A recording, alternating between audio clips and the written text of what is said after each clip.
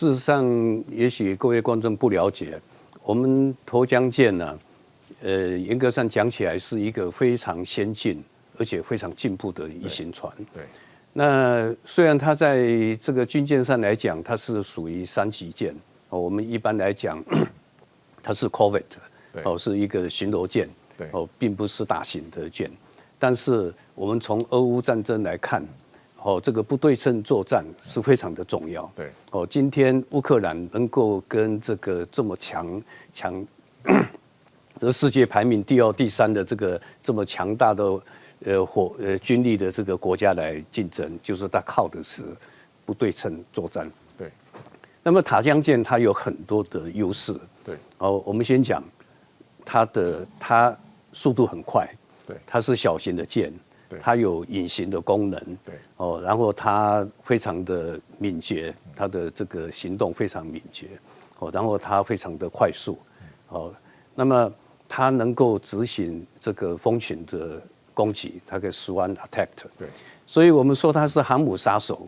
最重要的原因，我们即使我们的敌对的对方，他们害怕沱江舰，最主要是他怕它的饱和攻击。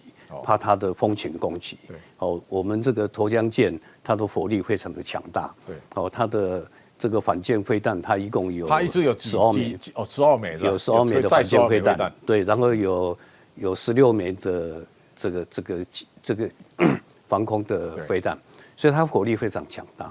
好，那么我们在这个5年的这个特别预算里面，我们一共要造12艘。那么这个12艘这个所发挥的这个力量啊，这个蜂群攻击啊，是非常的大。所以这是一个非常成功的一艘舰。然后沱江舰它还有一些优点，就是大家都没有去注意到的，它吃水很浅。它是可以在台湾的很多的这个军港、渔港啊，它要补给啊，它要就是它要靠谱啊，都非常的容易。而且吃水浅还有一个非常大的一个好处，就是它不会受到鱼雷的攻击。因为一般来讲的话，鱼雷要攻击这个军舰的话，吃水至少要6米。我们只有2米多的吃水，它根本不怕鱼雷。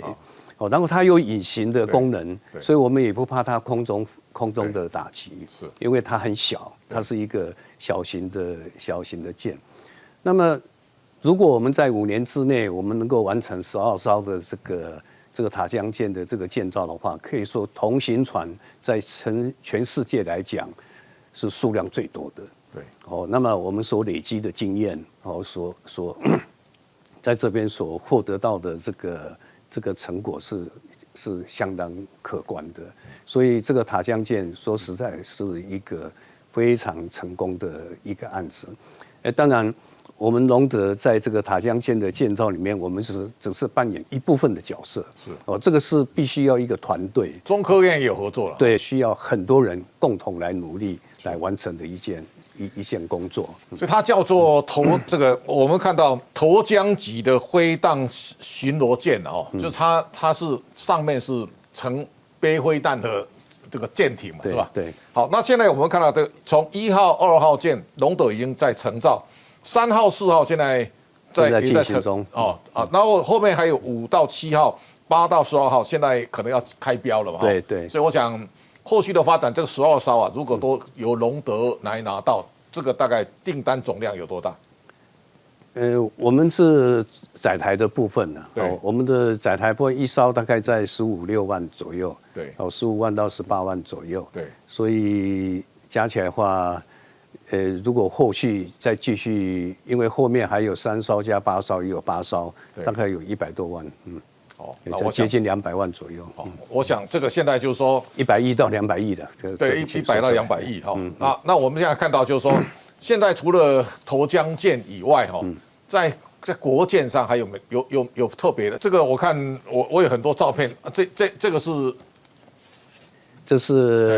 这是塔江舰。是塔江舰，对，第2艘塔江舰。这个呢，这个有我们黄董来介绍比较快。这个是我们帮这个感情公司所造的这个离岸风电的运维船。